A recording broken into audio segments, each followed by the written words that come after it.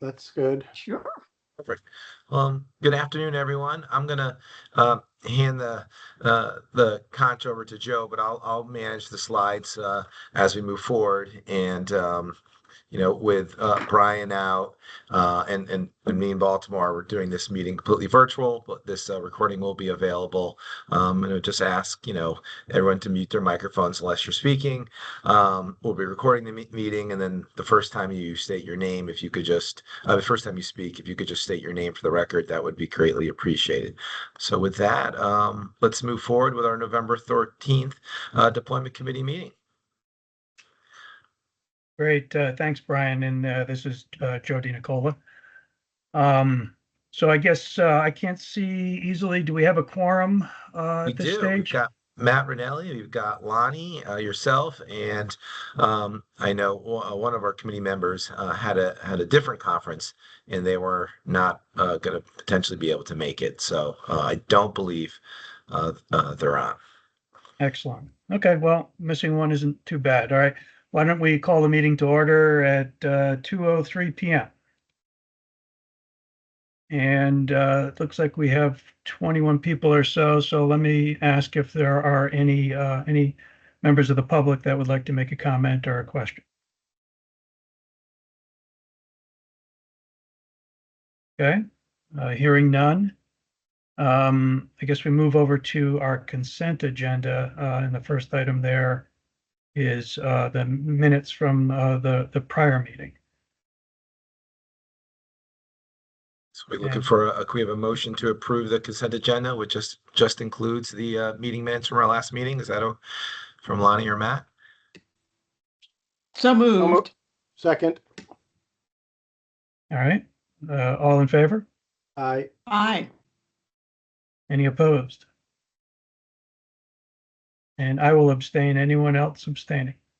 I will abstain. This is Kim Morris. I was not at the meeting. Oh, hi, Kim. Sorry, I missed you in there. I It's apologize. okay. I might have been off camera. It's easy to miss when you're off camera. Good. And I'm abstaining for the same reason. Okay, so it sounds like all in favor with 2 abstentions. I think the way I don't believe they pass then, because an abstention effectively works as a no vote. So I mean, we could always kick it to the next board meeting, and hopefully, unless one of you guys want to get brave and maybe just put. Yeah, Brian, I think also under Robert's rules, I mean, there's nothing in Robert's rules that requires you to abstain if you weren't at the meeting, but people like to because obviously what can they say about the minutes, but it's not a requirement. If it helps you, I'll vote in favor. Thanks, Kim. And I promise this will be the last time we have an undue influence on you and your votes. I promise. Okay. Duly you. noted. All right. So Brian, what do we have next? We're going to a discussion of the ESS program. Yep, and I think this is going to be Sergio Carrillo and Ed Kranich who could present on this item. Great. Yeah, good afternoon, everyone. This is Sergio.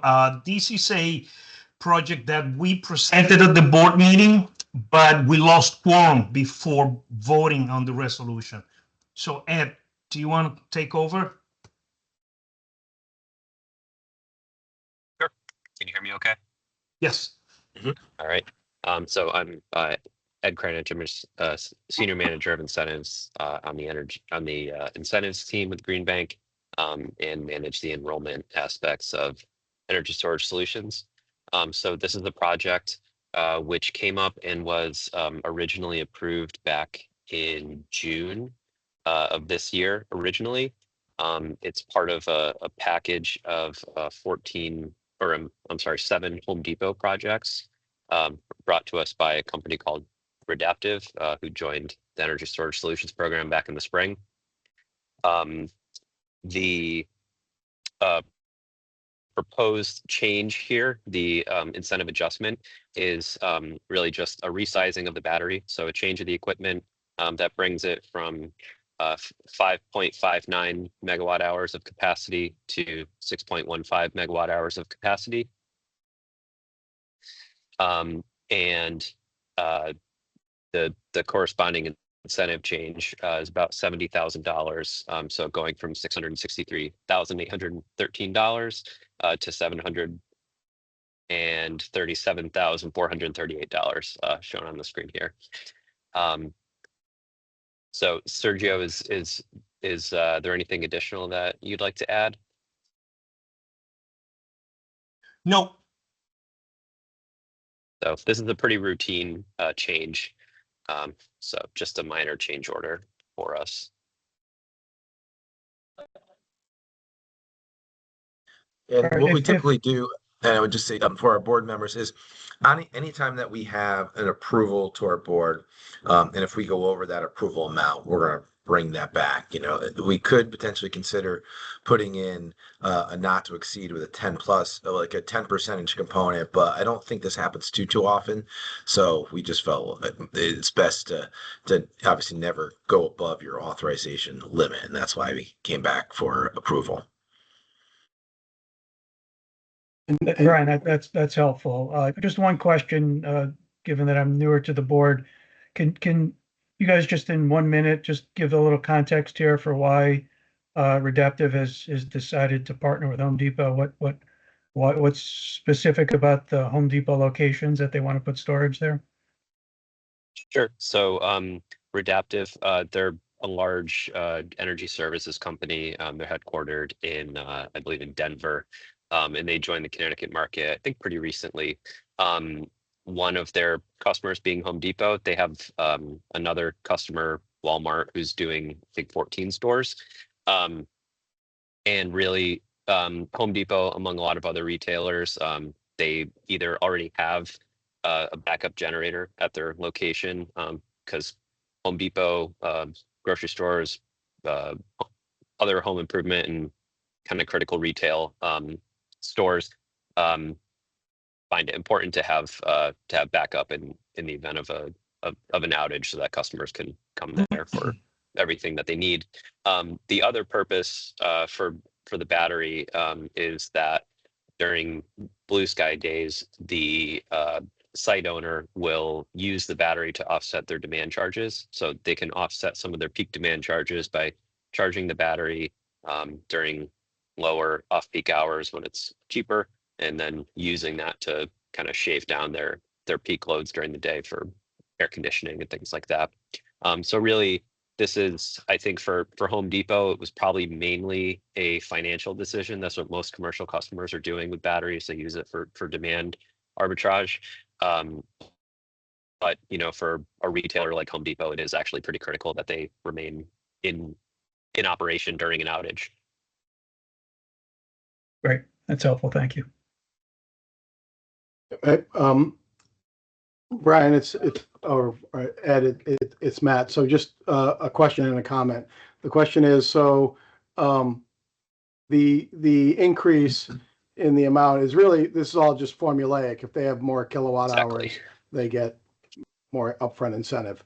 And then two, when we have these where we're re-approving, could we sort of settle on a format for the resolved part? I think it should include that, you know, it sort of reapproves from the old, it should have the old approval date, and then it should say an increased amount or decreased amount, whatever the case be, from X to Y, or from X not to exceed Y, or something like that, just so it's all right there. And I don't think it adds much, but I think it would be helpful. Like, so in this case, it would say reapproves the adaptive international project, initially approved on blank date at Home Depot in a new, and increasing the amount from 633,000 to an amount not to exceed 7. You know what I mean? It's not much longer. It just provides anyone who's looking at the file, you know, the sort of relevant information.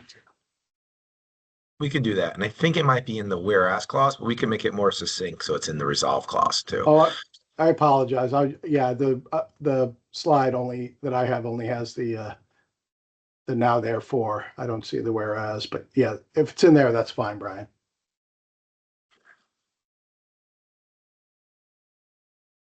It's a good suggestion. Any other comments or questions? Shall we take this to a vote? Do you have a motion? So moved, Matt, in accordance with resolution 2. Okay, second.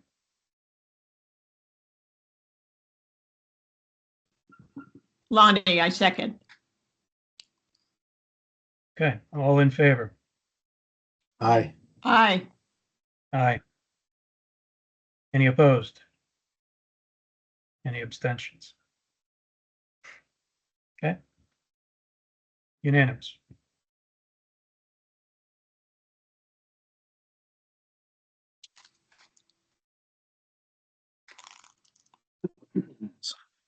All right, so we're on agenda item 5A. So we got more than one 5. And who's taking this? I will take it. This is Eric Trago, Vice President of Operations. So I think we have a lot of new members on the committee, or a couple of new members. So I'll give a quick history, and then I'll talk about what we have before the committee today. So Smart E is our flagship residential loan offer for homeowners to improve their homes. It's been in the market for over 10 years. The first 10 years, we were offering exclusively clean energy measures, so solar, energy efficiency, HVAC, some health and safety to go along with that. With our mission expansion into environmental infrastructure, we did a large activity of figuring out how we could use the loan product to help owners make their homes more resilient. We've been in the process of launching the first set of measures since the beginning of the year. We were at this meeting of the committee about a year ago where we came to the committee with a plan of here's what we intend to do for rollout. We stage rollout across the different areas of measures. So some electrical measures in terms of moving HVAC equipment out of flood areas was our first launch. We then looked at some others. We've been working on wells and water. There have been some landscape related measures that we've launched in their first iteration. And last year when we came back to the committee with this plan for rollout, we were said, hey, you're good to go with these, but come back with on septic and dams. We want to make sure that you're in line with state policy before you start to roll those out. So while we've been focused on the others, we have been doing our homework on septic and dams, and I wanted to come back and give the committee an update and make sure that we have your blessing to move forward. So just kind of an update of where we are on septic. Our plans to include repair and replacement of existing septic systems and or connecting to municipal sewage systems where available. We've worked with DEEP and DPH to understand the issues and create an approval process. Basically, our way of making sure that we're in line with state policy is to make sure that we won't do anything unless there's a local DPH permit, which is going to be required for the work to be done on a septic system anyway. DPH is in coordination with DEEP, and the local departments of health are in coordination with DEEP and with statewide DPH to make sure that everything is in line with state goals. I think there were some questions about septic in coastal areas, so they're very much plugged in on that. The residential systems, so 1 to 4 units, which is what this program is designed for and exclusively serves, they're under DPH with the local Department of Health approval. So that basically will take stand in for our technical approval on those projects. On dams, we've spent a lot of time with DEEP's dam safety program to understand kind of their whole process and how this works.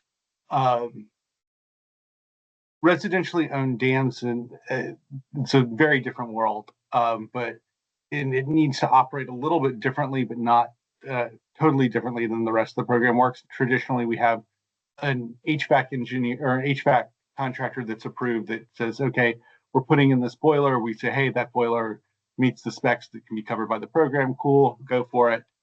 Contractors approved. What we're doing here, because there's such a wide variety of things under this, we're saying we're going to rely on DEEP's professional engineers. Typically, the PEs will act as a almost like a general contractor. And so we're basically going to disperse funds through the PE and require their sign off on everything that would qualify for the loan. We will only work with DEEP approved PEs. And we're working through a list of dams that are on the DEEP site that are residentially owned. So we have a very small target audience for this. Significant projects in this.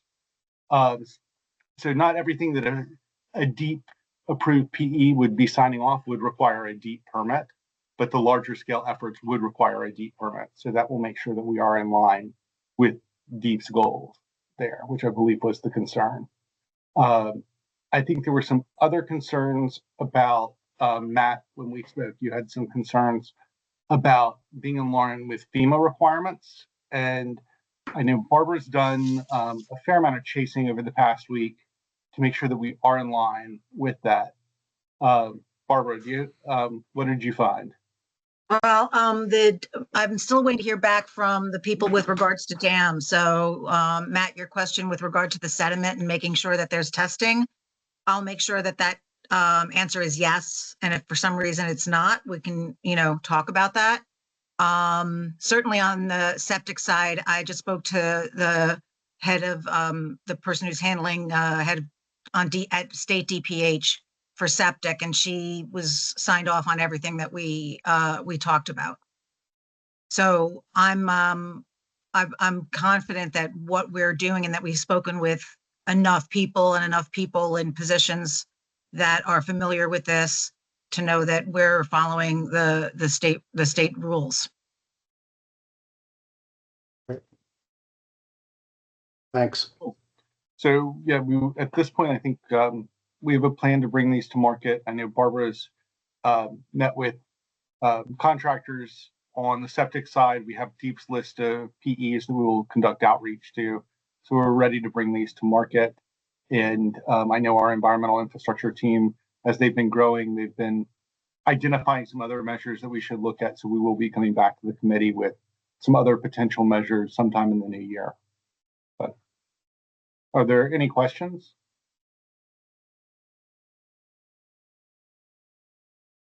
Eric, I do have one question on the dam measures. There are some dams in the state that our various organizations are targeting for removal. Is that list also in your hands? You're aware of those dams that where folks are thinking about, or there's a variety of different interests here, but where some interests are looking to not have that dam in our near future? So I don't have that list. I think the only list that we have are what DEEP has identified are dams. And do you know if the dams on those are typically residentially owned, or?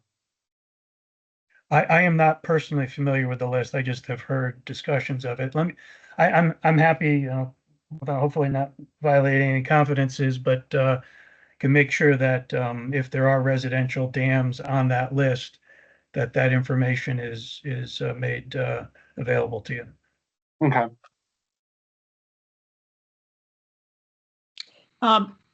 This is Lonnie. Can you hear me? Absolutely, Madam Okay. Chair. I'm just wondering, having owned a dam years ago on an old sawmill, have you gentlemen encountered, and women, encountered anything about riparian rights that can pop up if someone with a dam feels that someone else with a dam on the same network is interfering with their flow? I'm just wondering, or is that something that never happens anymore? I feel like I'm in a law school exam. I felt like I was going to law school to deal with this old sawmill that I was redoing. It was unbelievable. I mean, there was just a whole ecosystem of dam law that began in colonial days, quite frankly. And suddenly I was confronted with it, let's say,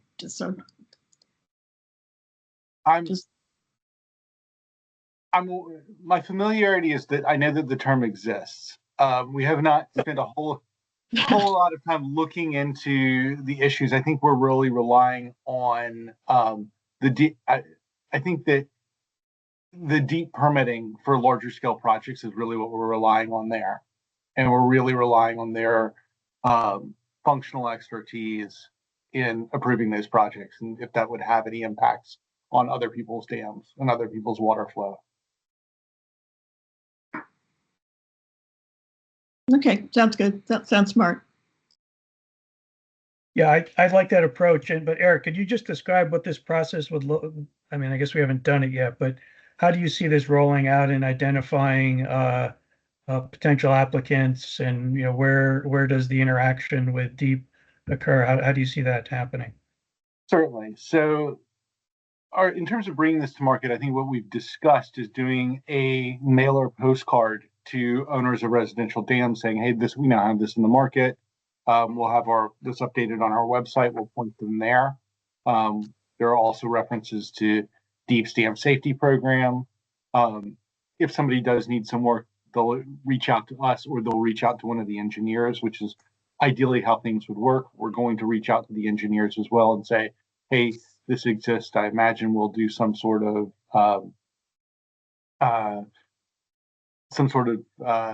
roadshow with this to explain the loan product, the financing, and the process. Ideally, the homeowner and the PE agree on what the work is that needs to be done. They'll do a loan application that'll go the typical way. The PE will put in the technical pieces. The homeowner will apply for financing through their bank. Those will get married in our system. We'll, assuming that it needs a DEEP permit, we'll ask for proof of that permit from the PE.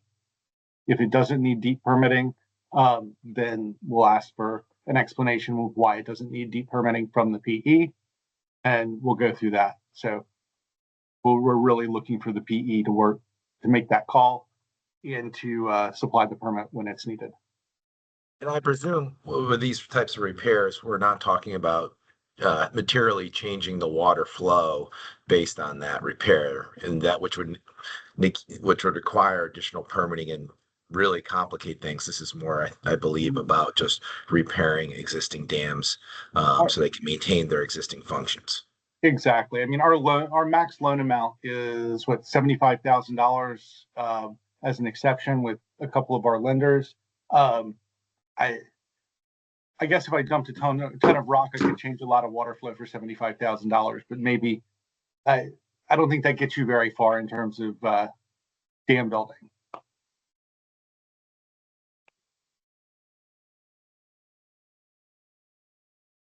Very helpful. Any other questions or comments?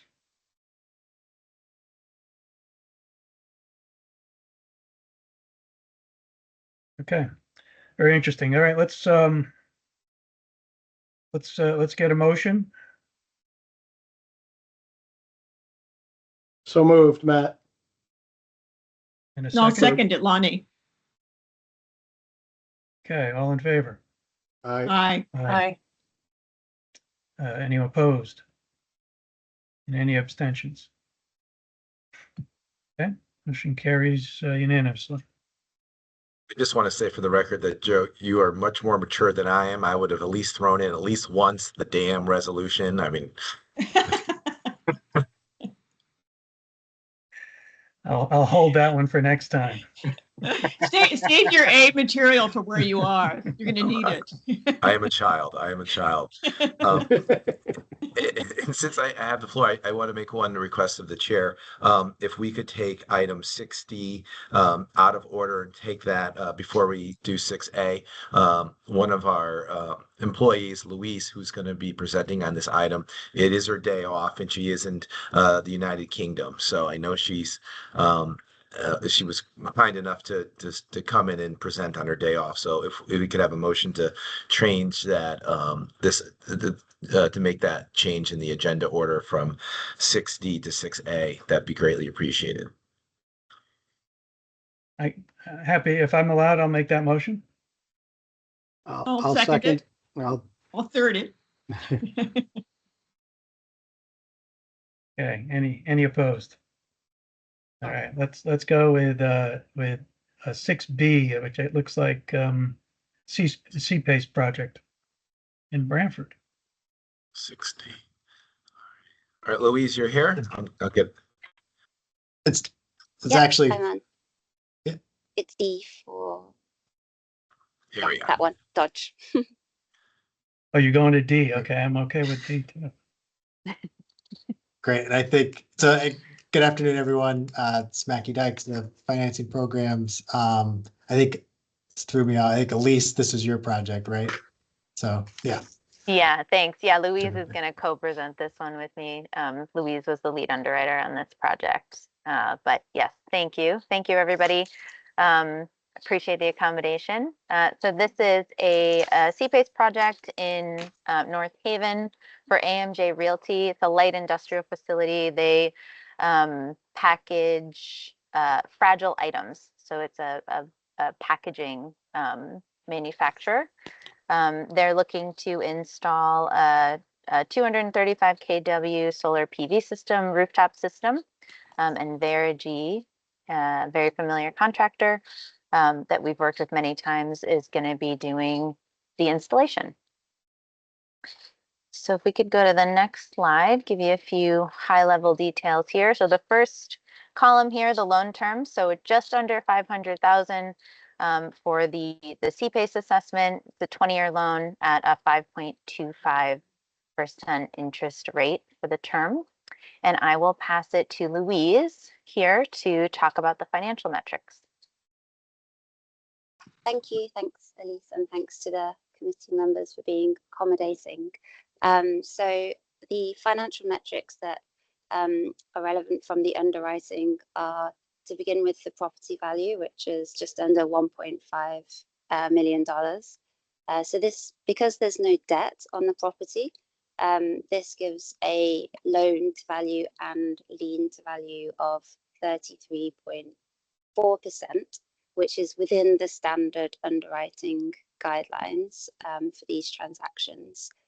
Also has a healthy debt service coverage ratio forecast for the term of the CPACE assessment, which is 3.82, and there's no year in which it dips below 2.6. So that's a healthy DSCR for the term. The property generates income through rental revenue. Elise mentioned who the tenant is, and prior to that tenant being in place, this was an owner-occupied building for 40 years, and the mortgage has been repaid. We're just waiting actually for direct confirmation of the repayment of the two mortgages that were on the property, but approval will be pending those coming in. If there's any other questions on the financial underwrite, let me know. Thank you. Great, thank you, Louise. And then just the last column there, real quick, if we could go back. So the savings to investment ratio is over 1.5, really healthy SIR there. Savings is over 1.2 million over the effective useful life. And they're participating in the NRES program, so getting the incentive through the non-residential energy solutions program, as well as they are eligible to receive the ITC, the investment tax credit. And then the last slide will just show you quick snapshot of the cash flows. Again, really, really healthy SIR here. So we have positive annual SIR every year for this project over the term length. And I think that's it for this one, unless there's any questions. I'm sorry, I have a lot of questions, but just a basic understanding. When your debt service coverage ratio, when you're looking at that, is that kind of lease rental against expenses and debt service, or what? How do you guys analyze debt service coverage? Louise, you want to take that? Sorry, I missed the. I apologize. I missed the question. Could you repeat? Louise, I was just trying to understand the difference between your savings to investment ratio and your debt service coverage. Is debt service coverage, is that looking at building lease rental against expenses, or how do you define that? Yeah, that's right. So the debt service coverage ratio is looking at the net operating income of the property over the debt service payments that are being made Principal and interest. both on Okay. the CPACE as well as any property secured debt. But in this particular case, there is no property secured debt. Got it. Thank you. And And the then- SIR, oh, That you go ahead. yeah, so then the SIR is taking into account the savings, so the energy savings from the solar system, as well as all of the revenues, so the ITC, depreciation, NRES, and dividing that by the investment, which is principal and interest over the loan term. So we're looking over the effective useful life for the savings and the loan term for the investment. And that's where we get the SIR. For CPACE projects, for clean energy projects that are financed through CPACE, that savings to investment ratio needs to be greater than 1, which this one is meeting very nicely. So simplest SIR is solely related to project cash flows and expenses. The SCRs at the borrower level, including Perfect. the cash flows from the project. Makes sense. Thank you. Other questions?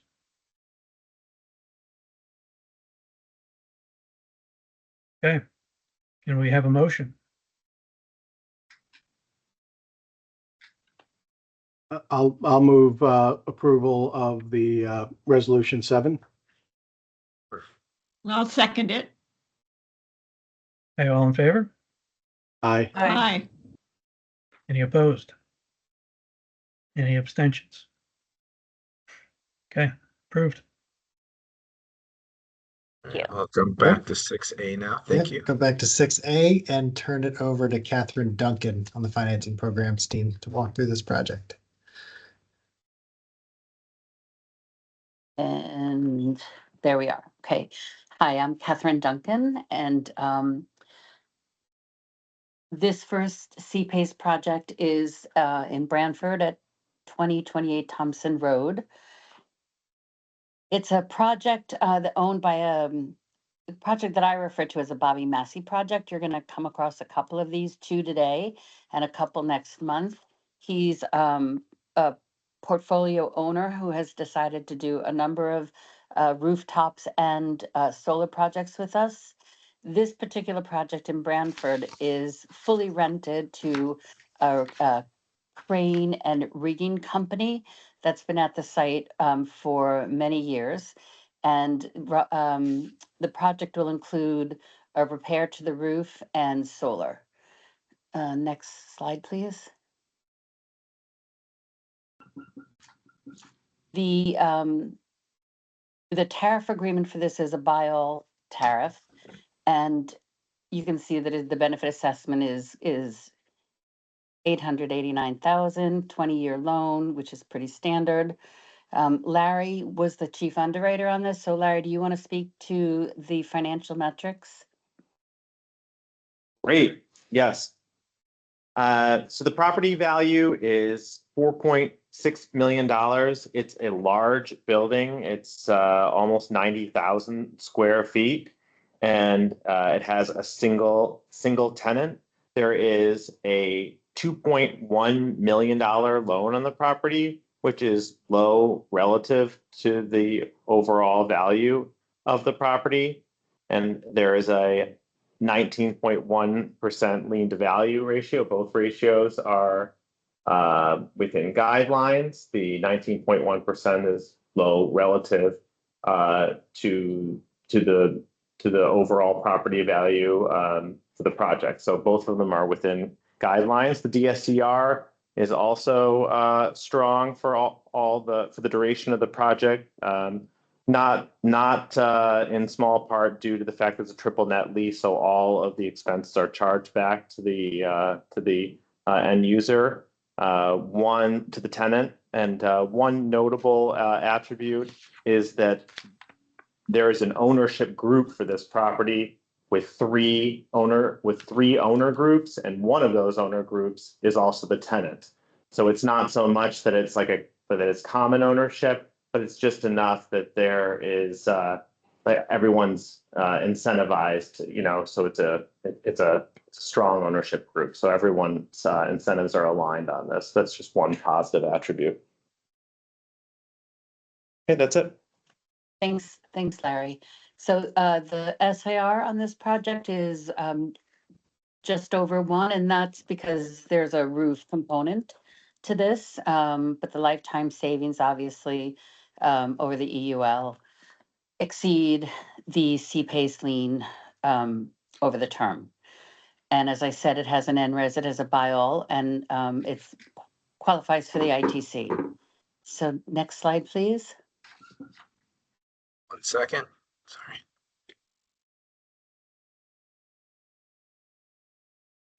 So because of the roof, this is a project that has not an annual positive, well, not a, above 1 annual SIR. The company's well aware of this, and they're actually considering whether or not they want to put the ITC payment against the project in year 2, but they're going to take another week or so to make that decision. And if there aren't any questions, we can move to the resolution slide. It's Matt. I have to say, I really don't like the cash flow analysis on this. Point I've made many times before. And this one, if I'm reading it right, jumps out at me as being cash flow negative from year 7 on. I just think this is bad for us programmatically.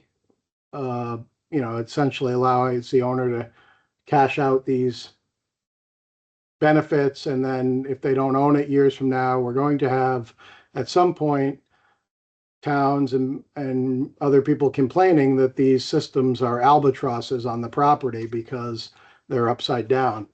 And this one, more so than others I remember in recent memory. I know it's allowed under our program rules, but I also know we were going to, at a minimum, talk and offer them a sculpted payment to show how it could be brought in line.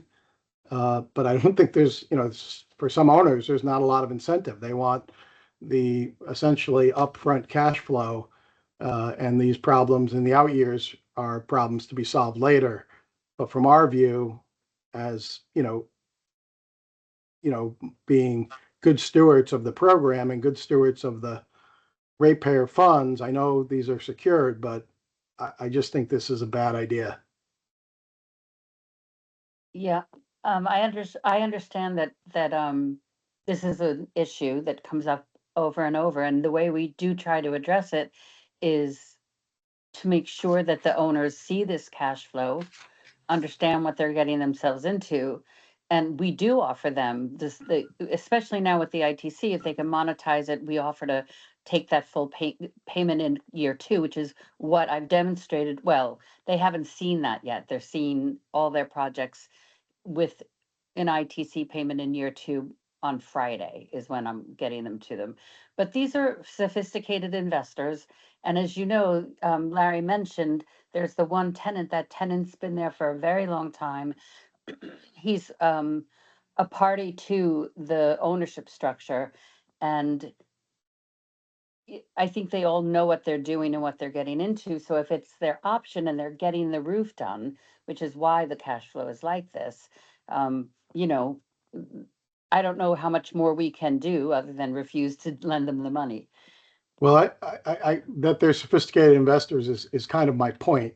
They want that. That's why they're making the choice they're making, I think, on some level. And 2, I am a little surprised to hear they haven't seen that cash flow yet. I thought we had agreed that we were going to provide that cash flow before it comes to us for a vote. And if they haven't seen a sculpted cash flow, that I think it's premature to ask us to vote on it.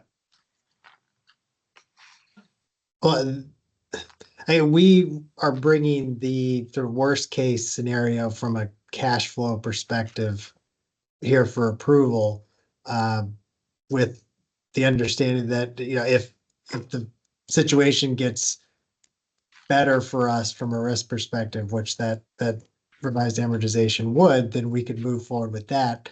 But I mean, ultimately, that decision would be the property owner as long as we have the approval for the standard CPACE amortization. So we've got, there was a sense of urgency, I think, on their part, and Yeah. so yeah, I thought we'd, get the worst case, and not, I shouldn't say worst case, the standard approval in place, which would give us the flexibility to move forward with what the Yeah. borrower wanted. But Mackie, I'm pretty sure when this has come up in the past, what we decided, although not written into the program, is that they'd be presented with that option. I don't think I can only speak for myself. I think they need to see that before we're asked to vote on it. Because I know we can't not loan them the money, but at a minimum, I think they should see that, and we should, have a better understanding of. But I don't think it's going to change anything, because I think they're incented to take the cash out early. So I know it's an issue maybe we need to talk about more. I don't want to hold this up, but I'm not going to, I'll probably vote no on this, given they haven't even seen a sculpted analysis. That If I can just jump in, they have 4 projects, 2 that are in front of you today and 2 that'll come next month. And we only got the final numbers on one of them this morning, a confirmation on those numbers, which is why I've been holding off. Yeah. With their understanding that once I have all the numbers for all the deals, I'll show them the updated schedules, and they'll decide what they want to do by project. But again, as Mackie said, this is the worst case. This is something we offer. And it's not a criticism, Catherine. I get it, and I always appreciate how fast you guys move things through the system. That's something that our people appreciate about the Green Bank. But in this case, I think it should wait until they've, if the numbers don't come in on time, then they should get kicked over, and until they have a chance, because we wanted to make sure we counseled people on these things, on these issues. I get it. They're sophisticated. I won't repeat what I said, but I've said it a number of times before, and I look at this, and the owner in year 20 is not going to love this project. I guess two questions. I think Matt's raising some interesting concerns that I do share. 2 things I wonder: are these other projects that this owner group is advancing have at least currently a similar profile? And the second question is, how do we what sort of lien restrictions do we have? Do we put in place here? So I think there's certainly a number of concerns when you have negative cash flows on a building. And one is, if the building starts getting over leveraged, then you really worry about a repayment risk. But what are we seeing with the other projects, and how do we protect our liens on here? Do we have limitations on additional debt or other restrictions? so the second one we're going to see, Matt, or whoever, Brian Farnan, can you forward to 9 Baldwin's cash flow for me? Sure. It would probably be about 4 slides forward, I think. Okay. And Bert has his hand up too. Bert, you're so patient. So Okay, so it's going to be not this project, the next one. Sorry. There you go. Oops, back one. Okay. So this project has no roof component. So you can see the annual cash flows are, much better. And again, it's because of the roof. Now, I mean, I suppose my understanding a little bit is maybe simplistic, because I think were they to leave the property, the first one we were looking at, Thompson, they're leaving the property with a new roof, right? So a new owner who comes in during that negative cash flow period does have the benefit of the new roof and would have the income from the solar, but it's, again, I recognize your point, but this project is better. The next 2 that you'll see next month are going to have, which are the ones we got the numbers for today, are gonna probably have, they both have roofs, and I imagine we'll see the same sort of SIR situation that we saw in Thompson. Yeah, well, for example, though, for us voting, I mean, like I have the memo on this. It shows the cash flow analysis, but what I don't have is sort of in that same memo, what would it look like if they applied the ITC in year two, as you were mentioning? And I can't figure that out in my head, to be honest.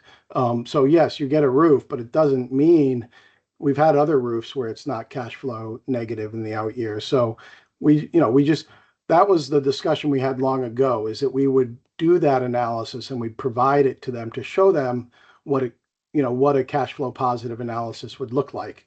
And that would be for our benefit as well, to see it. And I appreciate that. And in the future, I will be sure to bring that analysis to them before we come to the board.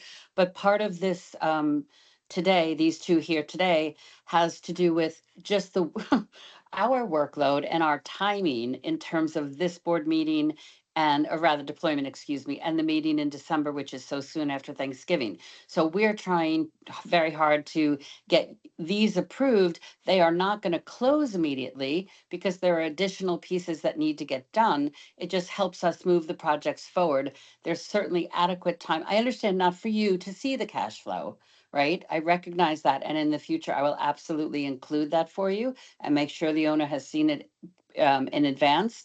But, I'm hoping that we can approve these today just so we can move the projects forward. I will show the owner. I can also submit those ITC, sculptured amortization schedules, if there's some capacity for me or format for me to do that through, I can follow those up. But again, I'm hoping that we can approve the ones today that are basically program compliant, although not ideal projects from the standpoint of the annual SIR and Okay. cash flow. Well, I won't say any more other than, yeah, my concern isn't really collectability, because CPACE gives us such strong rights on our loans. It's reputational for the program.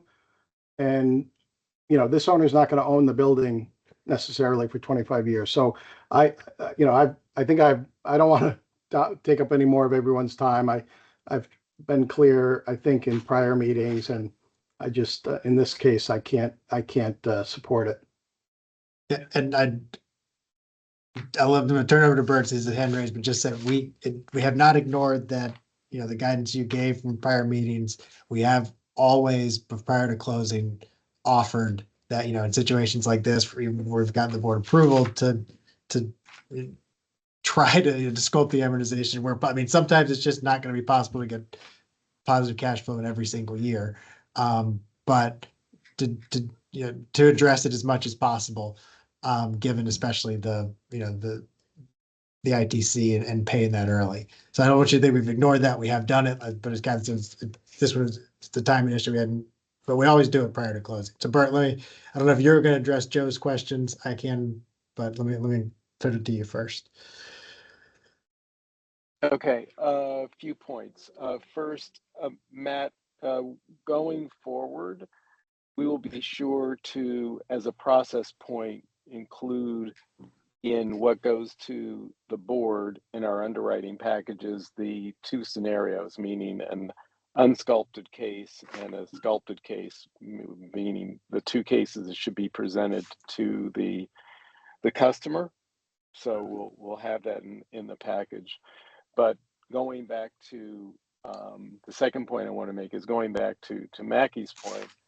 When we underwrite these, we do underwrite to the worst case scenario from the current customer perspective. So we're bringing this to the deployment committee or to the board, either one, with the full appreciation that what we're presenting is the investment team's assessment of the credit, and that they're fully capable of servicing the debt. The third point is that, as for any albatross or impairment that this might be on the property going forward, that is in the future. That is with a future buyer. And the way we look at that, Matt, frankly, is that if a future buyer feels that this is a benefit or a burden they will either pay more or less than they otherwise would pay for the property, and that will just be resolved at a time when the property changes hands. Generally, we're not talking about investments in the properties that are so material that we just don't have that concern, because the investments being made to these properties are generally not of a nature that are so material to the overall value of the property that it would be a concern of in the future. In any case, it's going to be between private parties exchanging dollars for what they consider to be a value, whether it's these improvements or any other improvements that might be made to the property over time. And that's our philosophy on how we approach these. Thanks, Bert. I don't know if it is our philosophy. I guess maybe that's a point of discussion to have, because the bottom line is, if we have a lot of buyers, sellers having to give concessions because they have solar on the roof, I think that's not our philosophy. I think we've always wanted these things to be an asset. If they're viewed as a detriment, really starting in year 2, I think that's just not good for us programmatically. Realtors and buyers and sellers will start to view these systems as detriments, not assets. So I get it. That's how we've approached it. But I also think there's a little bit of a inconsistency with what we've tried to do otherwise, in terms of positioning these as, beneficial, not something that you're going to have to discount your sale price because of the choice to get solar. Yeah, but I think it's one of those things where, this could be solar, it could be it's difficult to see the future. So, I think that it's a matter of what are tariff rates going to be in the future? What's the future of the whole electricity pricing, and is this material to the overall value of the property? When will it trade, right? Is the owner going to be in it for 5 years? Are they going to be in for 10 years? Are they going to be in for a year and a half? It's just, I think that it's just the philosophy of the team. Okay, I want to be clear, is that we look at these as matters that should really be resolved by the private markets, meaning these are private property. I get your point that you don't want to do anything that's going to be a financially ruinous to a particular owner, particularly when they're servicing their debt. But we're looking at it for the party that is in the property right now. We don't think that we're unduly burdening the property with something that can't be resolved in a private property trade between consenting parties. And I think that it's a reasonable approach, but again, I think we don't see totally eye to eye on this, but we're sensitive to what you're saying. I appreciate it. Thank you. And the other, it's not just the solar, it's the roof that, your point about the solar being albatross, and you have to discount the cash on its own, that's certainly something we should think about. But in this case, you're also getting, you're improving the value of the property with the roof, and you're doing that on its very attractive financing for, you wouldn't get this for just a roof. So there's a argument to be made that it's in our interest to do loans like this, so that we can essentially get the owner's interest in getting attractive financing for a roof, to make sure solar is going on that new roof. So trying to figure out where do we go from here? It's clear there's a timing issue around when the property owner is seeing that sculpted amortization, so we should show that we should develop that based on the numbers, we've gotten for all their projects yesterday, and what come back for approval Well, after that was we've just had that my- discussion those are with the just my property owner. comments. I don't know if others, I mean, I would like to see it before we vote, but that's just my comment. So I don't, if others want to vote, that's fine. I'm not, I mean, certainly we've not, this is allowed under our program, what we're doing. It's not prohibited. What, if this did come back for a vote at, I guess, probably the next board meeting, would that affect the schedule materially with this borrower, or is a delay not a material event? Catherine, do you speak to that? Yeah. So 9 Baldwin was his first priority and Thompson is his second. He was hoping to get both of them started. Sadly, he has sort of that expectation they'll probably both be approved today.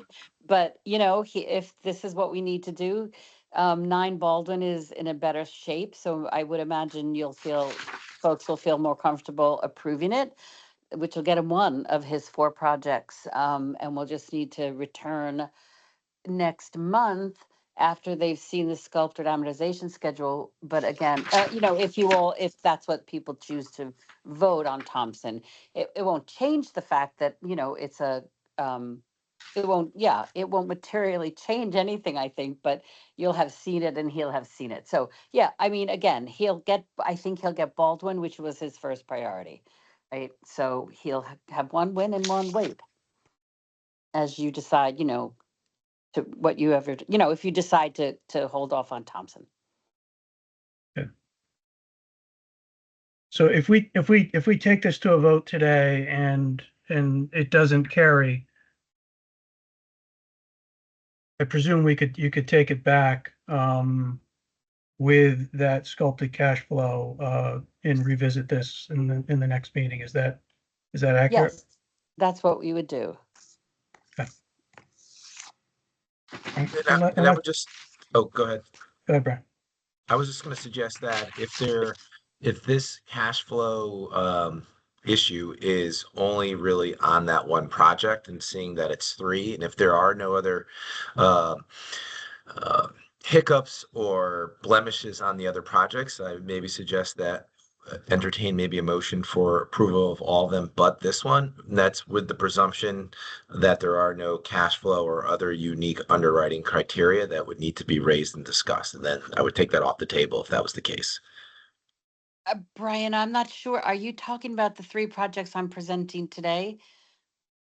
Yeah, this meeting goes to 3 p.m., correct? Yeah, because It's not the case. That's not the case. Yeah.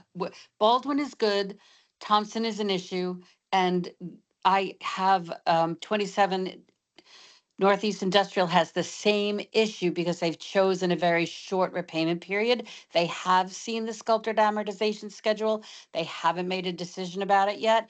If people can stay longer than, stay a couple months longer. I did send you that, Brian, if you're able to share your screen and show it. I don't know how valuable Matt will find it, but it would be interesting feedback for me so that I would know what to provide in the future. I just, that's up to, you, Brian, and everyone on the phone. I could stay probably 15 minutes longer. I don't know how others' calendars look. Yeah, I can as well. I can too. Yeah. And on 27 industrial, that's a 10-year repayment, right? Correct. Yeah, and they've seen it, the cash flow. I'm comfortable with that. It's, it's really just this 9 Baldwin, and again, I will be the first to admit it's a pet peeve, but I just am not comfortable without us having seen it or them seeing it. Right, but 9 Baldwin is this one you're looking at now, and this is a very reasonable annual net cash flow. No? I think 9 Baldwin is much more straightforward. It's 20 Thompson. I'm sorry. Yeah, 20 Thompson. I'm sorry, I misspoke. Okay, so it sounds to me like people are going to be comfortable with 27 industrial, 9 Baldwin. And if it's, nobody wants to vote on Thompson, that's, again, Brian, that's up to you, how you guys Yeah. want to run this.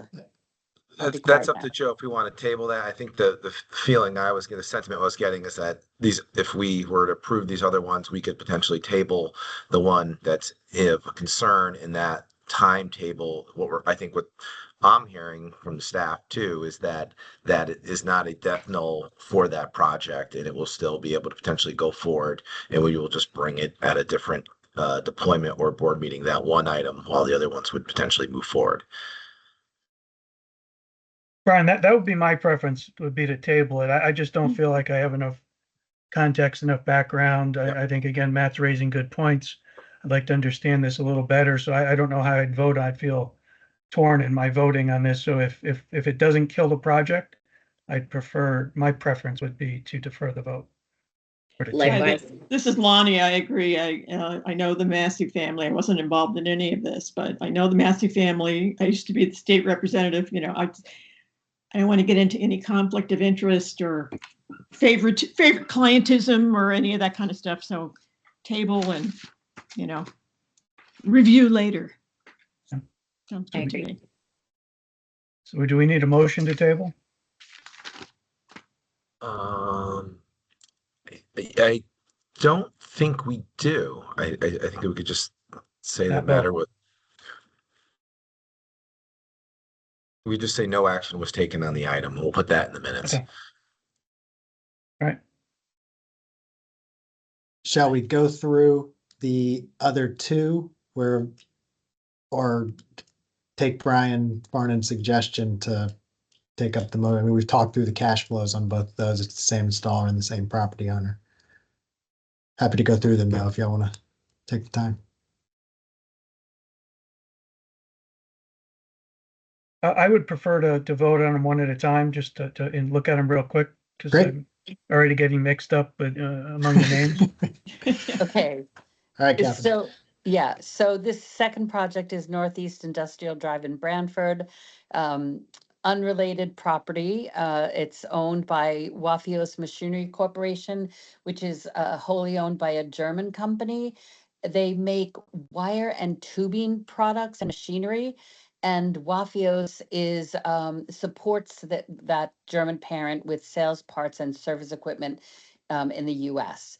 They have a solar only project, no roof, and it's a netting tariff.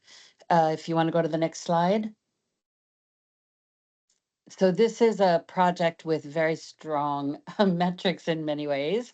It's not a big project, only 295,000. It's a short repayment term with a very low interest rate. It's got a very healthy SIR. And as I said, they have a netting tariff. They can take advantage of the ITC. And I don't know, is Larry still on the phone? I'm still on the phone. No. Hi. Oh, yeah, you did this one. Yes. If you want to Yeah. speak to the center. Terrific. It's an over $1 million property. It's over 13,000 square feet. There is no mortgage or debt on the business. It's a US-based business, but the parent company is in Germany. So they're two different entities. That's notable because a stronger parent company is good for the underlying business, although all of the financials presented and all of the metrics are for the US-based entity only. So there's no debt, there's no mortgage. That's why the loan to value and the lien to value are the same, and they're both within guidelines and strong. DSCR is quite high because unlike a lot of our CPACE presentations, this is an operating company that also owns the building. So this is incorporating a fairly significant amount of operating profit as well, which just demonstrates an even higher ability to pay this back over the 10-year term of the project. That's it. Next slide, please. Okay, so again, because this is a very short repayment period, you'll note that the annual cash flows are negative for the repayment period. These guys have seen a sculpted amortization schedule with the full ITC coming in year 2. And while that makes the negative cash flows, annual cash flows better, it doesn't change them to positive. But again, they want to pay this off quickly, and they actually have the cash to do it themselves, but they've decided for whatever reasons, they prefer to use our money instead of theirs. And they're negotiating, they're debating amongst themselves whether or not to apply the ITC in year 2. In the total payment column there, it extends beyond year 10. Is that just an error or what? Is there a, Yeah, I don't know. Yeah, that's an error. Total payments. they end in year Yes. 10? Yeah, that's, yeah, actually, yeah, that's totally an error. I'm sorry. Yeah. You can see it's the annual cash flow. It Flips to stops at, positive, right? Yeah. yeah, yeah. Yeah. And so if any, does anyone have questions about this project? And actually, I have a question. Matt, would what you want to see is an identical chart like this, but with the sculpted amortization schedule? I guess that's what you'd want to see, yeah. Yeah, or in the memos that are in Board Effect, we have that nice chart with the sort of graph and the bars showing cash flow. Mm-hmm. I honestly think that's very usable. So either the table or the chart or both would be great. Just showing what would be the effect if they didn't take out whatever the upfront ITCs or other incentives that normally get taken out in the first couple of years. Just to the point to get to a sculpted positive cash flow, if that's possible. Oh, so you would want a sculpted positive cash flow regardless, not just the ITC applied in year 2, which is what I showed them, but you want to see an actual positive annual cash flow Well, regardless of what that takes. I'd like to, well, I don't know. That's the thing. Yeah, I'd like to see what we're presenting. Like we talked about the importance of sort of counseling them on these out years that are negative. So maybe some projects don't become positive in the out years. I don't know the answer. So whatever it would be that we would show them, that would be, if it's achievable, a positive cash flow for the out years. Yeah, that's exactly right. If it's not achievable, what's the best case scenario? Okay, all right. So any questions about this project?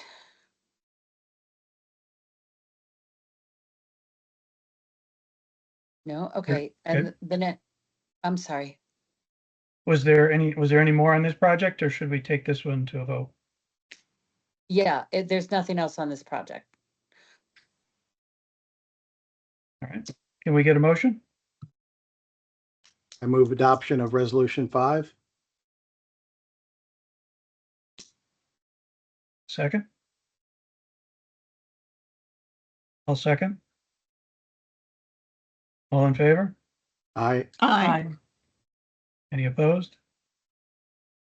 Any abstentions? Okay, all in favor. Okay, so quickly, 9 Baldwin in Branford is another Massey family project. If you can go to the next slide, please. It's industrial, it's in Branford again. This is solar with no roof. Next slide, please. So it's a $700,000 project, 20 years again, which is at our normal 5.75, the SIR 1.34. Savings over the useful life, obviously positive compared to the repayment. And he has a buy-all tariff on this project. In this building, he actually has his own operating company as the primary tenant, and it's a specialty glass and aluminum manufacturer. And just interestingly, I think, this is the second specialty glass manufacturer in Branford that we've got a transaction with this year. So just by way of extra information. So, and Larry, no, this is David. David, do you want to, are you still here, David? Sounds like maybe no. So the lean to value and loan to value and lean to value are absolutely within our parameters. You can see the DSCR is a fairly healthy 6.09. There's a loan with Webster Bank. Webster is expected to consent. The property value 3.5 million. And if you want to know the debt on the property, I'm gonna have to go look that up. But if these metrics are sufficient, then we can move on to the cash flow.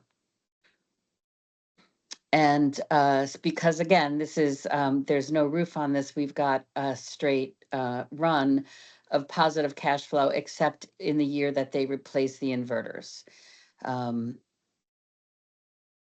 So any questions?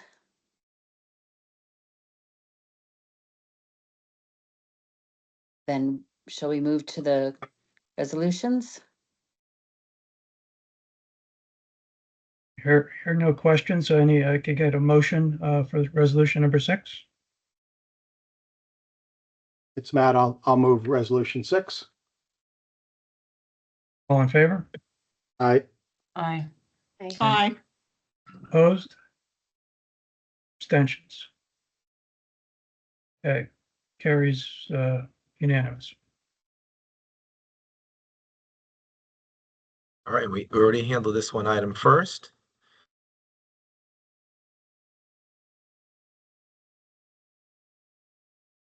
Do we want to do a super quick multifamily affordable housing update in less than a minute? That's not going to be possible. This was an agenda item. Matt Ranelli had asked for regular updates to the deployment committee on our affordable multifamily work. Yeah, we had this and then a discussion around our potential lending to non-INRES solar projects, which, yeah, there was no vote on either of these. These were just updates and getting feedback. So, you know, certainly can't do both those in 1 minute. So we can table these for the next one, or, you know, happy to go along if folks want to stay, but we're not seeking a vote on any of these. I could say I'm curious to learn about each of those. I don't, how often is it that we have very packed agendas and that we're just going to keep backing this up, or is it more common that we're able to wrap up quickly? Usually we kind of make it in within the hour. I think it does happen. I would say like every third time. I think we go late. That's my guess. We never really end super early, but we usually do make it within the hour. Do we have agenda items for our next meeting that would be deferred or challenged to get those with this on the next agenda? I'll promise not to ask any questions. Matt, I'm glad you asked the questions because it certainly helped me. I don't know about others. But... It's not the questions, it's the recommendations, Matt. Yeah, we don't. The next meeting is not just several months out, so not sure yet what, you know, transactions we would have then. So not sure of the agenda yet, but, you know, happy to work with everyone to find another time if you want to schedule something like a 30-minute meeting to go through these, or we can just manage the agenda better next time to make sure we have time to, because I know I would like to get into a little bit, especially on this topic, the multifamily affordable housing, the great work we're doing. How do the other board members feel? I'd be happy to do a separate meeting to cover these two topics. Yeah, I agree. I agree too. And I think also it'll give us a little bit of some more time to kind of see how the new administration is going to play out. I mean, so I think there'll be going to be a lot of questions around that and our priority list. Mm-hmm. All right. Yeah, that would work for me too. Okay, so Mackie, why don't we go back and try to figure out a time that works somewhere between the next meeting where we could potentially bring some projects that are coming to fruition with this update, but not as much of a packed schedule. Yeah, well, it'd be good to get some feedback on the non-INRES solar before the board meeting, and maybe we'll have the project we tabled that by then too. So, yeah, well, we could. It might be good to do it before the next board meeting, actually. Yep. All right. Well, if we're going to add some things like that, I think we should spend a half an hour on these two subjects. And if you want to add reviewing that transaction and maybe some other policy matters, maybe it's another hour meeting. Yep. Sounds good. All right. So with that, I think it's just would be a motion to adjourn. So moved, Lonnie. Second. All right. Thank you all. Very helpful. All right. Thank you. Thank Thanks, you. everyone. Thank Thank you. you. Good feedback. Take care. Okay, bye-bye.